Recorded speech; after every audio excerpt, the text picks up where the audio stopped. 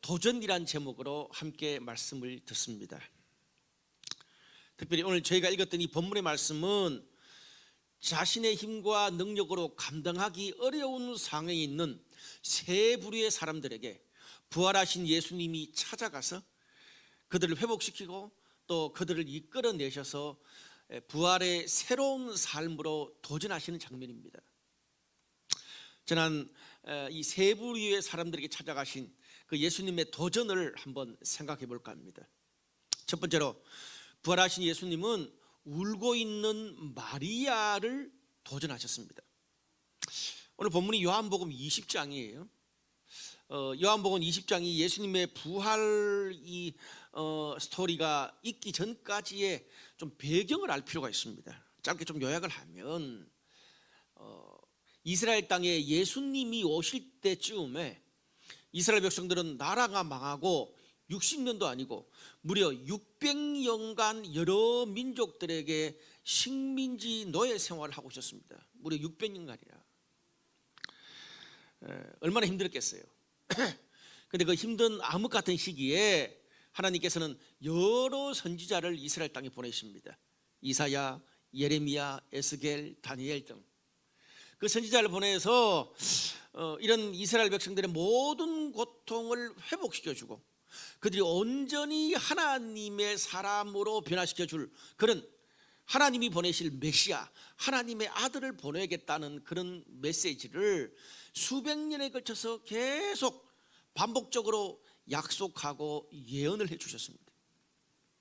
힘든 순간에도 이스라엘 백성들은 그 메시아를 보내주겠다는 그 하나님의 약속 하나만 믿고 끝까지 바둥거리면서 힘든 삶을 견뎌내고 있었습니다.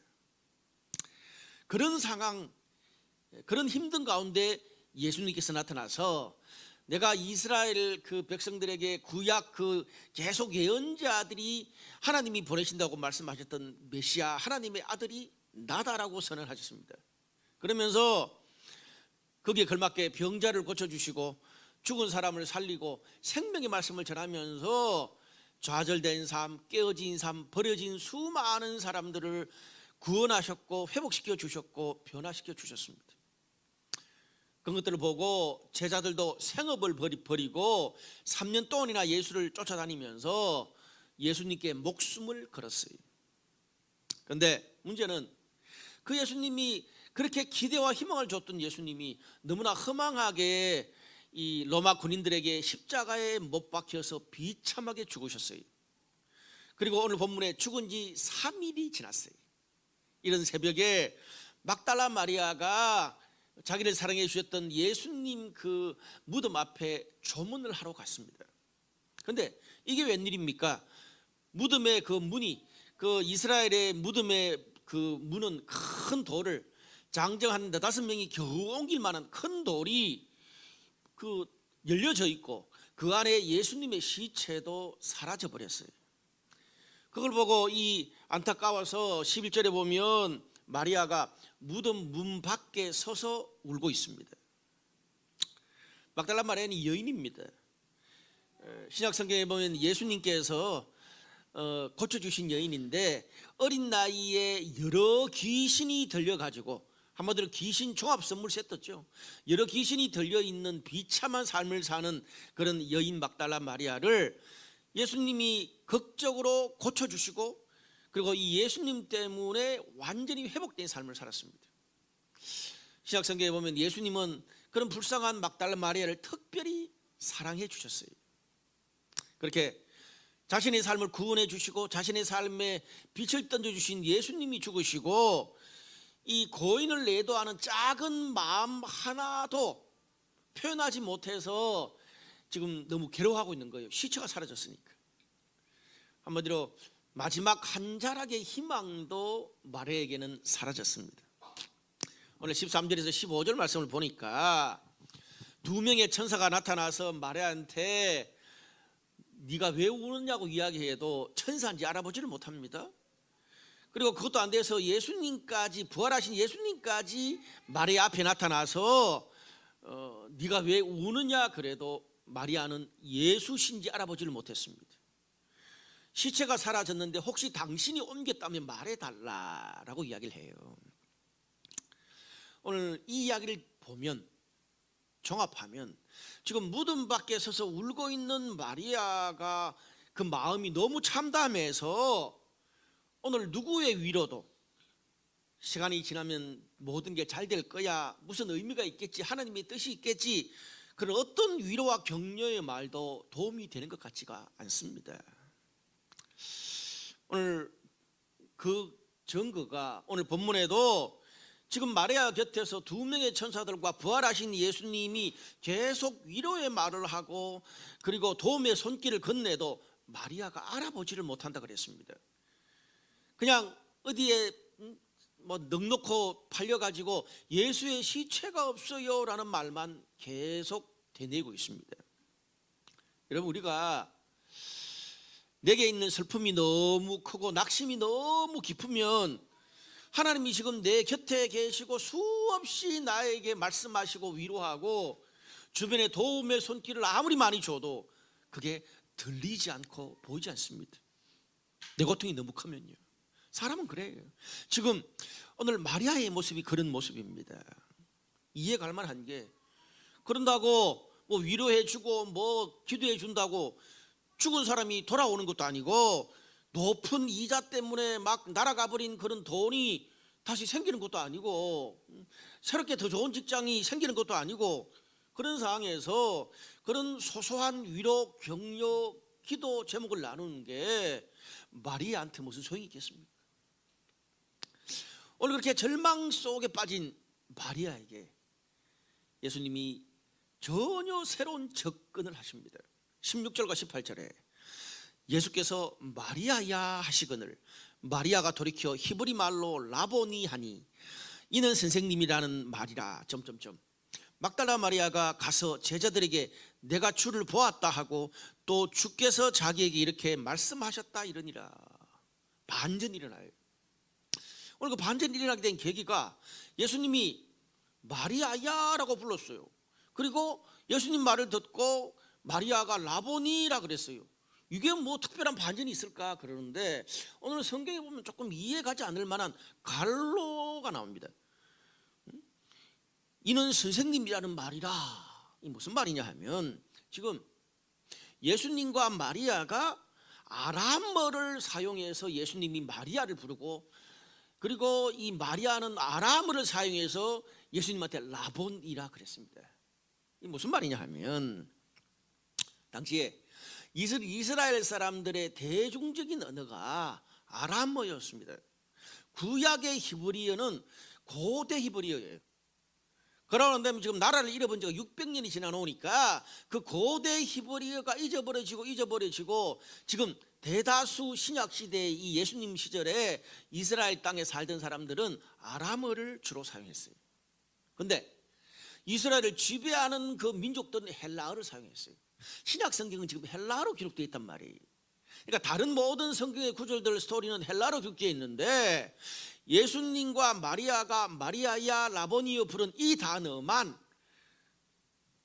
평상시 쓰던 아람어를 썼다는 말이에요. 무슨 말입니까? 정리하면 예수께서 아무리 이야기해도 마리아가 예수님을 못 알아보니까 평상시에 예수님께서 마리아를 불렀던 익숙한 아람어로 야 송창근 이런 식으로 불렀다는 말이에요.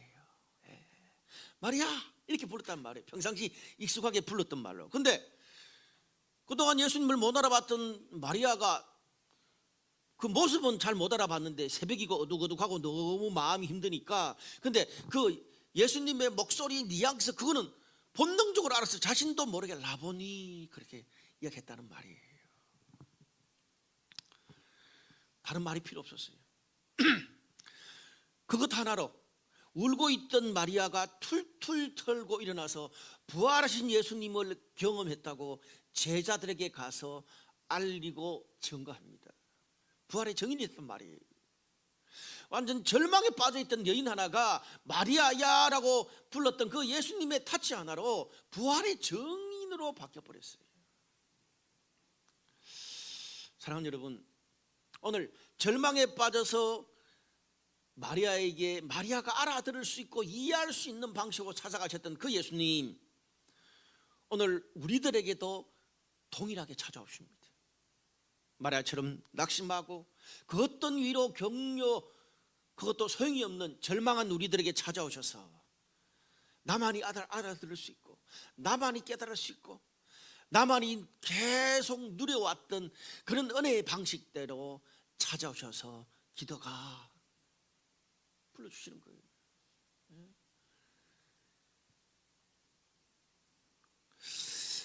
여러분, 저는 이 말씀을 쭉 묵상하면서 찬양 하나가 생각났습니다.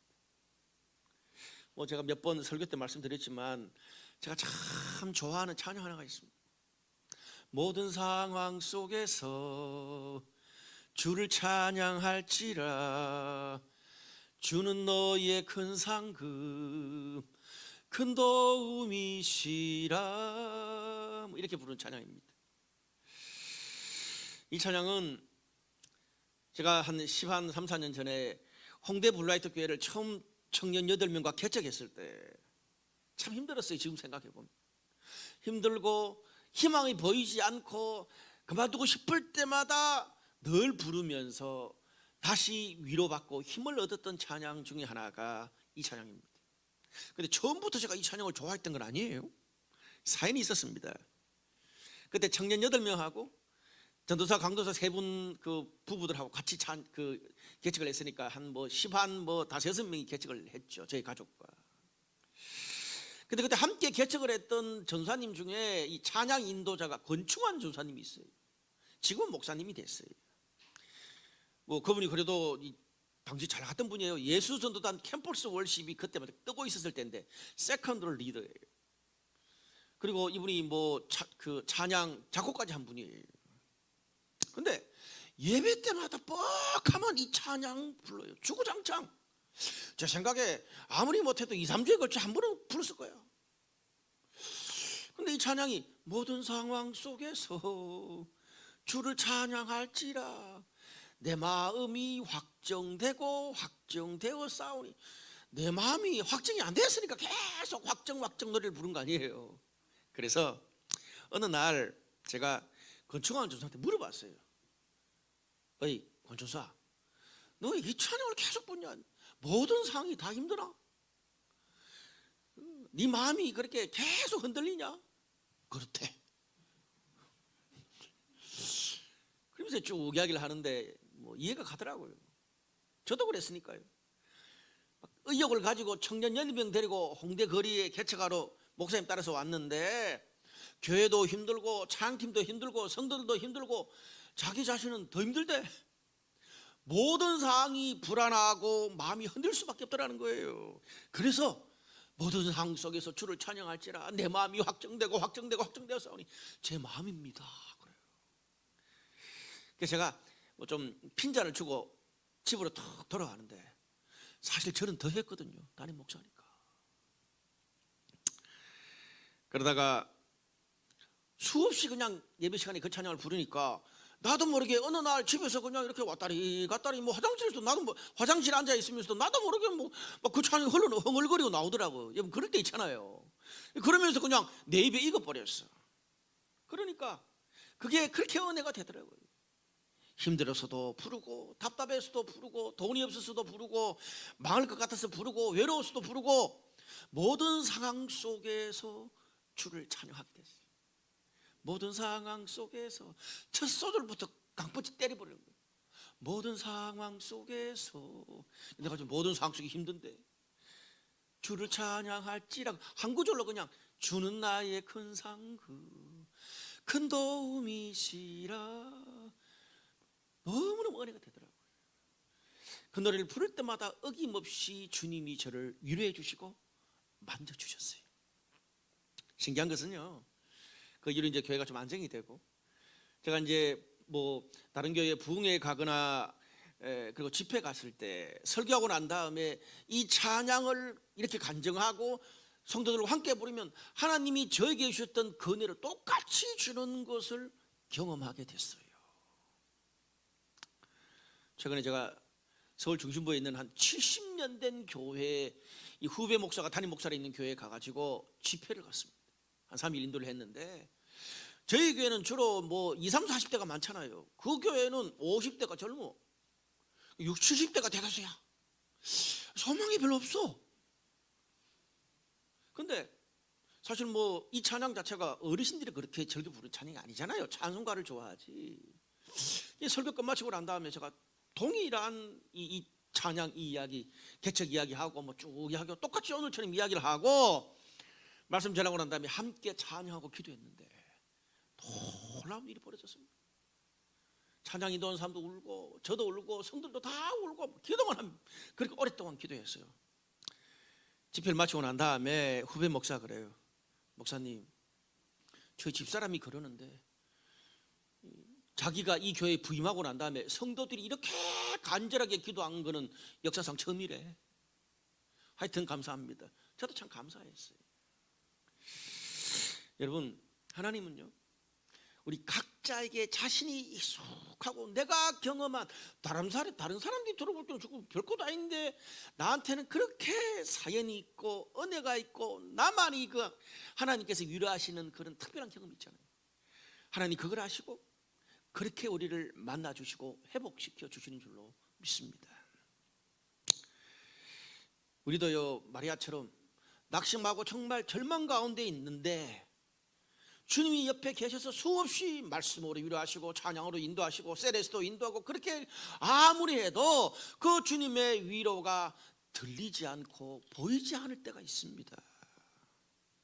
오늘 부활하신 주님은 마리아에게 다가가셔서 도저히 그 낙심 그 절망을 넘어설 수 없는 마리아에게 다가가서 마리아가 이해할 수 있고 알아들을 수 있는 방식으로 찾아가셔서 창건아 아들아 딸아 그렇게 이름 불러주시고 다시 일으켜 세워주시는 줄로 믿습니다. 오늘 말씀 듣는 여러분에게 그렇게 하세요.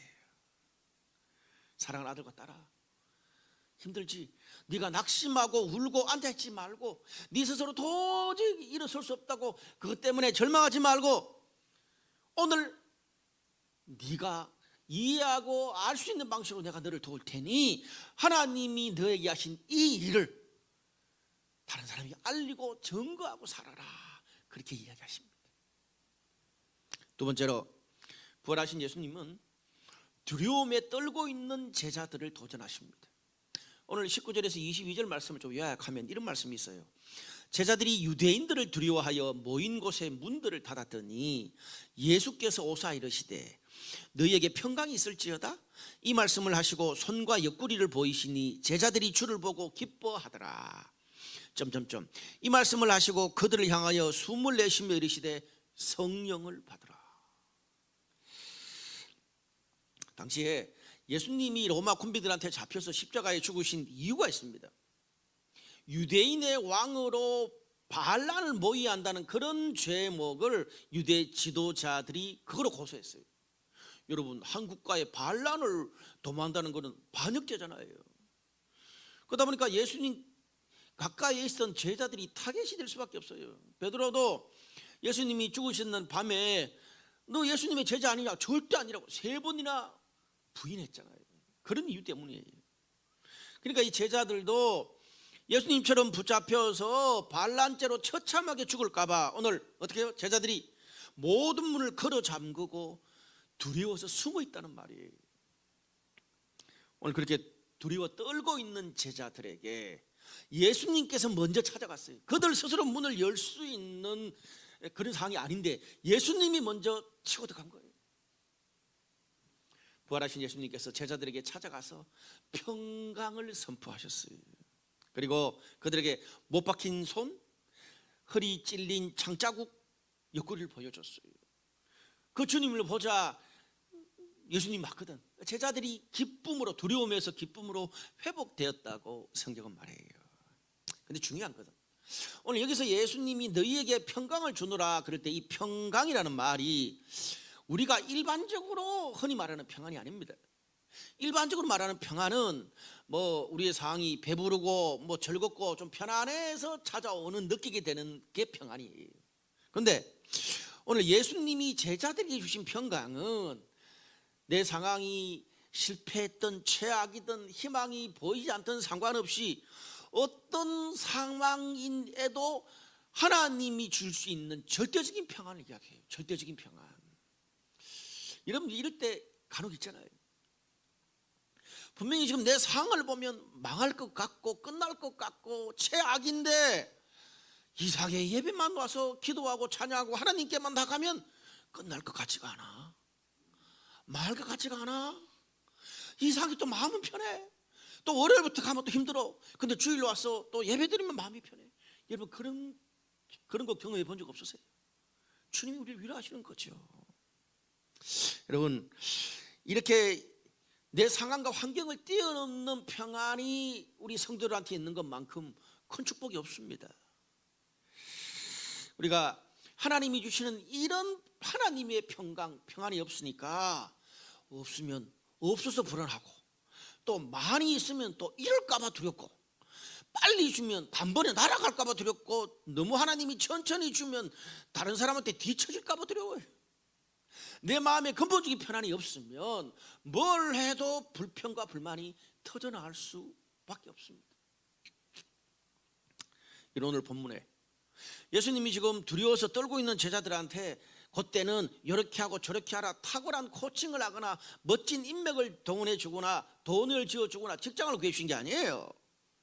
여러분 우리가 사는데 그런 게 필요 없다는 말이 아니에요. 필요하죠.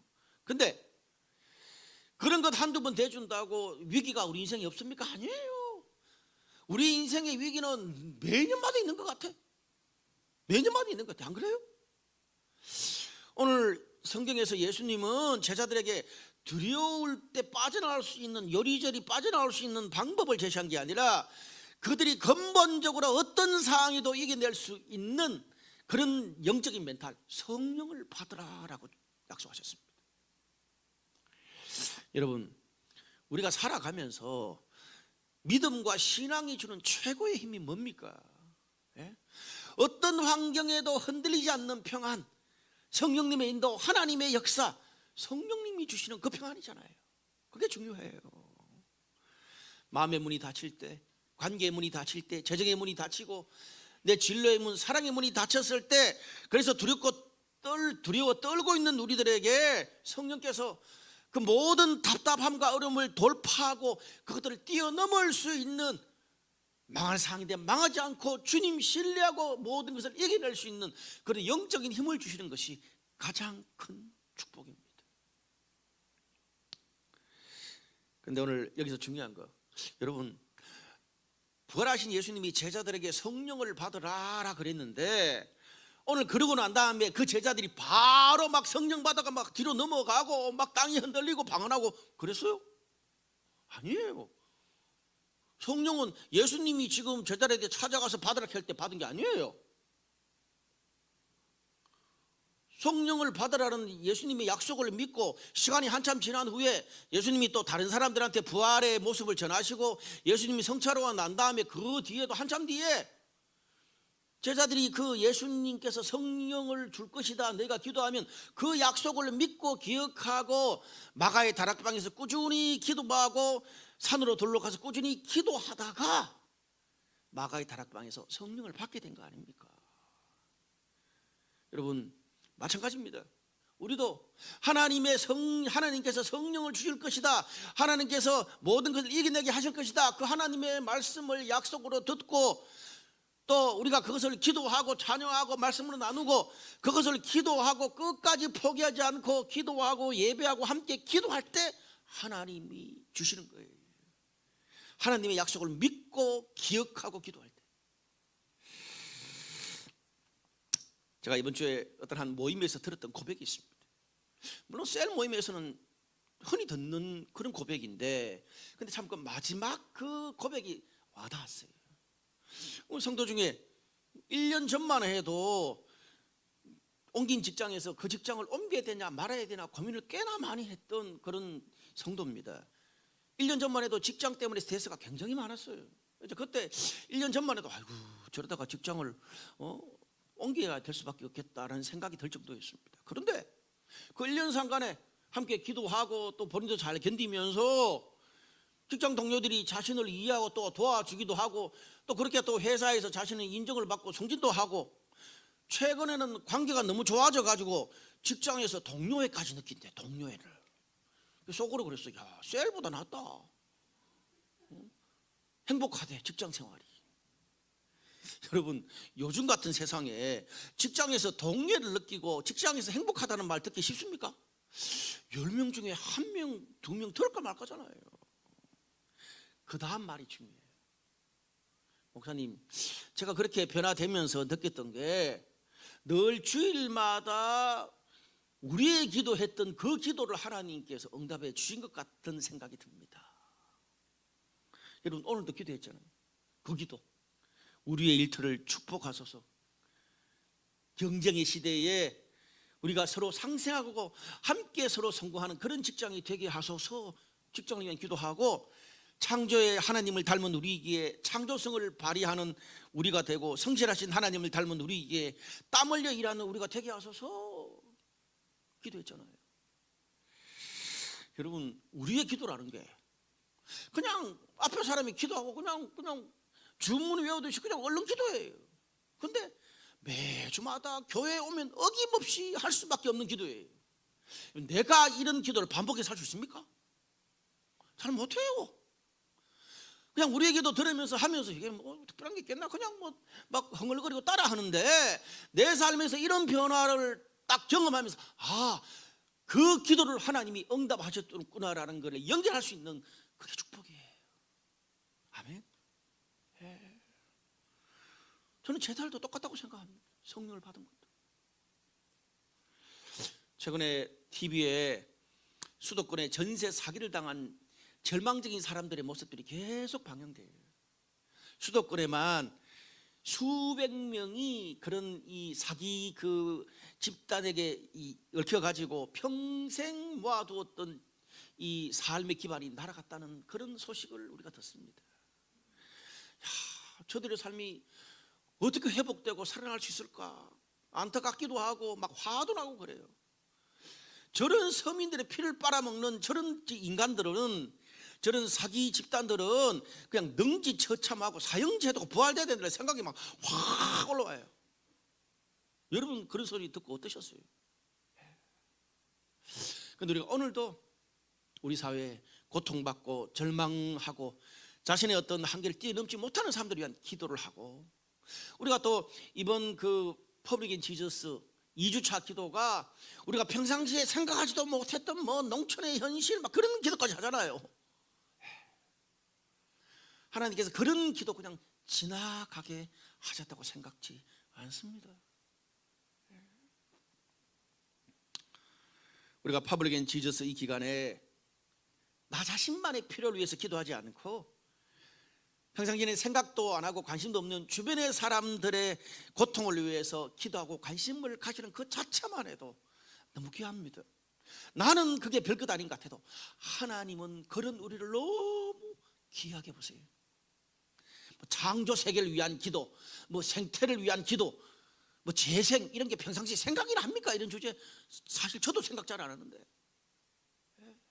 그런데 우리가 퍼블릭 인 지저스 이 기간에 예수님 부활을 기억하면서 우리가 그런 귀한 기도를 하고 관심을 가지는 것, 하나님이 너무나 귀하게 보실 줄로 믿습니다. 세 번째로, 의심과 회의에 빠진 도마에게 주님은 도전하셨습니다. 예수님이 제자들에게 찾아오셨을 때, 성령을 받아라 이렇게 찾아오셨을 때 제자들 중에 한 사람인 도마가 마침 거기 없었는 거라.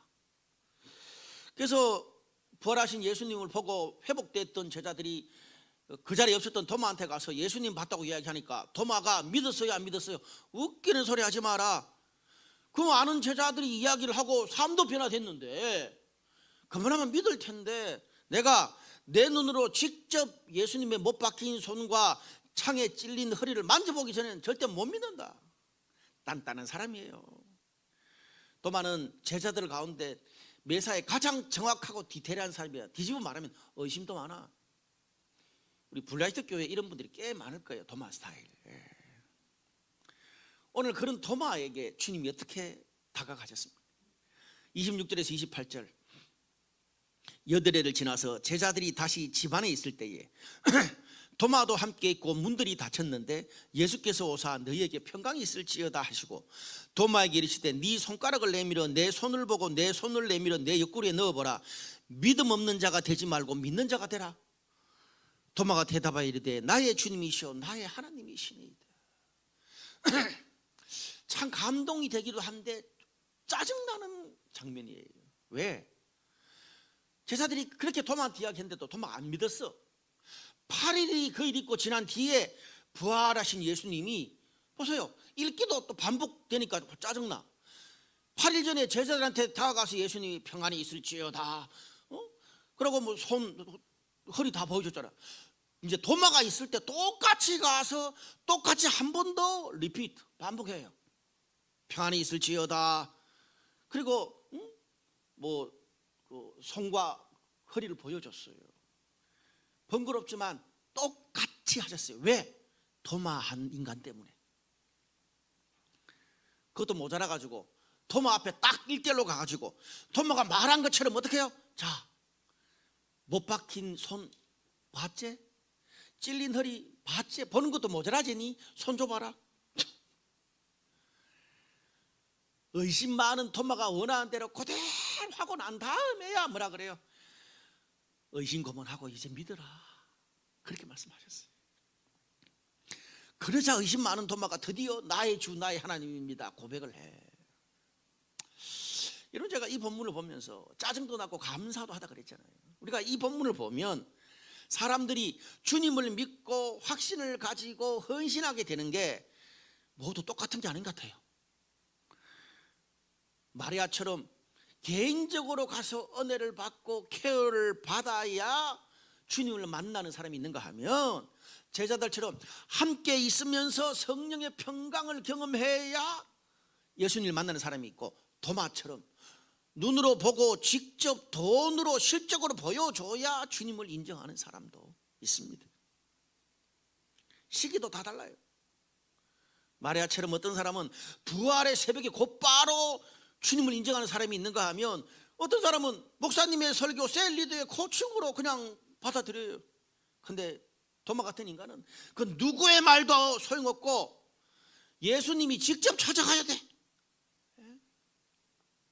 여러분, 부활하신 주님은 각 사람의 모습에 맞는 방법으로 만나주시고 회복시켜 주시고 그들의 삶을 이끌어 주셨습니다.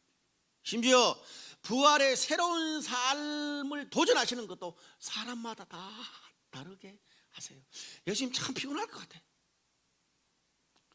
번거롭고 시간이 걸리고 답답하지만 우리를 향한 주님의 사랑과 이끄심은 절대 포기가 없는 것 같습니다. 직접 본 사람들의 말도 안 믿고 8일이 지나서 주님이 직접 보여줘야 되는 의심 많은 막차를 타는 도마도 주님이 찾아가십니다. 여러분, 도마를 보면서 나도 도마 같을 때가 얼마나 많습니까? 아니, 우리 주변에 정말 도마 같은 사람이 너무나 많아요. 내가 주님을 직접 보여주면 내가 믿겠다. 보여주면 뭐라 그래요? 그것도 안 돼. 별의별 핑계를 다 대. 죽기 직전에 믿는 사람도 있어요. 제가 어제 청년들 리더들 모임을 하면서 정말 감동받은 이야기가 하나 있었어요. 끄트머리에. 그리고 리더 중에 그 할머니가 있대. 그 할머니가 80대래요 80대인데 카리스마 장렬인 할머니야. 뭐 돈도 많고 뭐 자녀들한테 유산도 많이 물려주고 이럴 수 있으니까 막 자녀들이 꼼짝도 못한대, 그 할머니한테. 그래서 뭐 자녀들도 손자 손녀들도 꼼짝도 못한대. 근데 이분이 독실한 불교신자라. 절에 위패가 있고 그 가정에 결혼식 주례도 스님 중에 높은 분이 오셔서 막 주례할 정도로 불심이 턱 심한 분이래. 근데 갑자기 그 할매가 전화해가지고 온 가족 다 모이라 그러더래. 스케줄 미리 있는 사람한테 미리 연락도 안 한 채. 그래가지고 이제 손녀딸이 할머니 제 스케줄 있어 못 가요. 그러니까 시끄러 와 이래서 전화 끊어버리더래. 그래서 모임에 갔더니 그 할머니가 모든 가족 불러 모아놓고 갑자기 이러더래. 나 이제부터 이제 나이도 많고 이제 죽을 때 다 돼 가니까 이제부터 예수 믿고 교회 갈란다. 그 카리스마 그 할머니 불심이 특별한 분이 왜 그랬는지 이유도 안 밝히고 그러더래. 그러면서 그 자매가 그래요. 나 그런 거 처음 봤어요 하는 그 목사님 그래요. 할렐루야죠. 돈막 아니에요. 이거 뭐지 도대체 이 할머니는? 하나님이 그런 기적적으로 주변의 사람들과 그 어떤 방법으로 안 될 때는 하나님의 특별한 방법으로까지 만나주시고 그들에게 증거를 보여주실 줄로 믿습니다.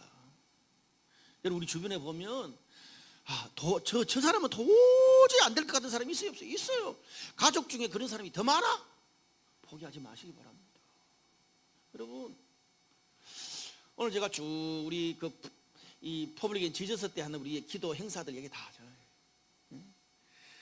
우리의 우리의 기도를 통해서 또 하나님 은혜를 주시고 떠오르게 하시고 또 여러 다양한 그런 기도를 통해서 또 하나님이 일하시는, 그러니까 우리가 이런 여러 가지 하나하나 모든 것을 기억하는 게 너무나 중요해요. 아멘. 말씀의 결론을 맺겠습니다. 17절과 21절 말씀 보면 이런 말씀이 있습니다. 너는 내 형제들에게 가서 이르되 내가 내 아버지 곧 너희 아버지 내 하나님 곧 너희 하나님께로 올라간다 하라 하시니 너희에게 평강이 있을지어다. 아버지께서 나를 보내신 것 같이 나도 너희를 보내노라. 부활하신 예수님은 오늘 다양한 상황에 처한 사람들을 만나주시고 이끌어주시고 도전하셨습니다.